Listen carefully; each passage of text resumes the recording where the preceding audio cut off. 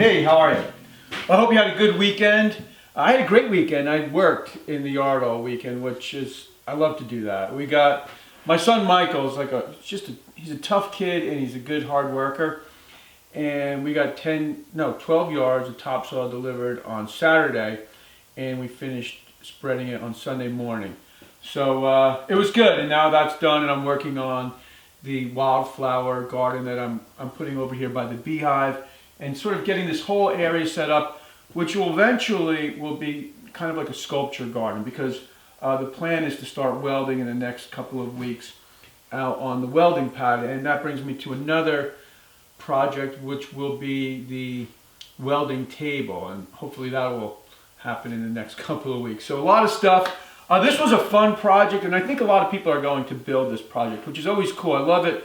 People will send me pictures of the cabinets that I've made and then they've made, and it's just a lot of fun. So I hope they do. I hope a lot of you guys out there do build this. Veneer is fun. I really don't work with veneer all that often, but I think I'm going to start working with it a lot more. And one of the main reasons is there's just so many options. You don't have to worry about expansion and contraction the way you do when you're working with solid wood. So that just gives you a lot more freedom, I think, when you're designing something. I'm not saying that I'm going to stop making things out of solid wood. I just think it's a nice thing to add to the mix. So anyway, a couple of questions on this project. One is, will the cabinet be strong enough? And I thought that was a good question, because that's something that I was thinking about and something I was trying to solve along the build. And yeah, I think it will definitely be strong enough. It's very rigid. It needed the back though, and that's why I used 3/4 inch plywood for the back and not something like 1/4 inch or 1/2 inch. And that brings me to another question, which was, why did I set the back in 1 inch? That's done for both aesthetic reasons and functional reasons. I think having the back pushed into the cabinet a little bit more makes it a little bit stronger, but it also mirrors the reveal on the side of the cabinet, on the back of the cabinet, because I will often think about pieces of furniture not always being pushed up against the wall. So that's where this cabinet will start, but one day it may be out in the middle of the room somewhere, and so I want the back of the cabinet to look somewhat presentable. And the idea here then is maybe this could get covered with a piece of 1/4 inch plywood with just two decorative screws of some kind. Something that looks a little bit better than just the back screwed together. So that's that question. What was the other one? Why add the trim before the veneer? The reason why I did that is by adding the trim first, you cover the seam with the veneer. If I had veneered and then added the trim, I would have a seam on the sides and the top. So I think this looks better. I don't really do a lot of veneer work though, so I'm still learning about this. But I think that definitely looks better than having a seam across the top of the cabinet. Now also, somebody said it's time you get a pin nailer, or when you're going to get a pin nailer. And I really do need to go get a pin nailer, because if you don't know what a pin nailer is, I think it's a 22 gauge.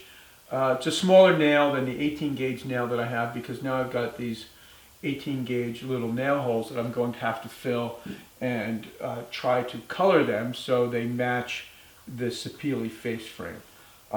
You would still have to fill pin nails, but it would be a smaller hole. So sometime soon I should get a pin nailer. I definitely would use it.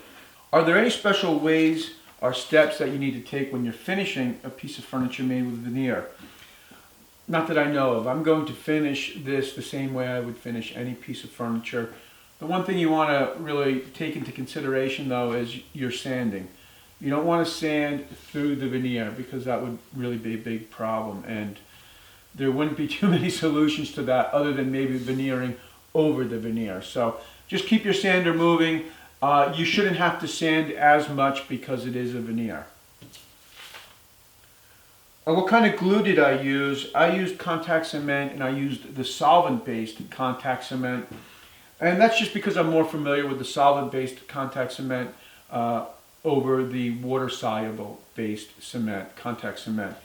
And the other one was about this Kreg Jig. This is a pneumatic Kreg Jig. I've had this for about 20 years or more. I don't think they make one like this any longer. It's got a little foot pedal and it's plugged into my compressor, and it works great.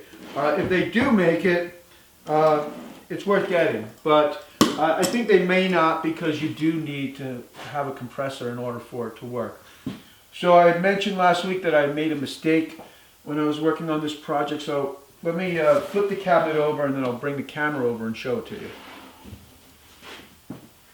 I should have filled these screw holes with wooden plugs, because I basically forgot they were there, and when I ran the router over the side to trim the veneer, the ball bearing of the router fell into the screw hole and cut into the cabinet about, I would say, less than a 1/16 of an inch, but it's still something I'm going to have to deal with. These holes I ended up covering with 3 pieces of tape, and the ball bearing was able to run over the tape. But it would have been better to have just filled these from the get-go with wooden plugs. And then this was frustrating. 10 minutes later, I made the same mistake at the bottom of the cabinet.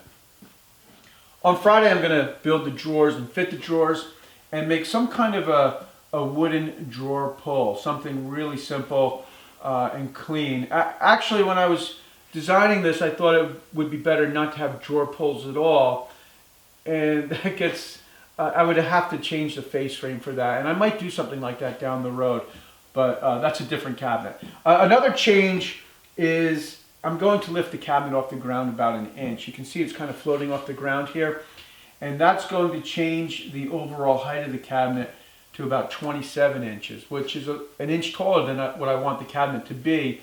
But I'm giving myself a pass because I'm building this for my son, and it'll still work good enough for him, and he's never going to know the difference.